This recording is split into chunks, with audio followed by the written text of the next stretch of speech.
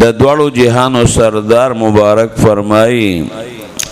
من قرأ حرفا من کتاب الله چا چې د قرآن حکیم یو حرف ولست فله به حسنه پد یو حرف باندې د نیکی ملاویږي والحسنه بعشر امثالها او دا نیکی بیا یو پلس باندې ده رسول الله مبارک فرمای لا اقول الف لام میم حرف وی زدا نویم چې الف لام میم یو حرف ته الف حرف الف ځان له حرف تر مسمى فی اعتبار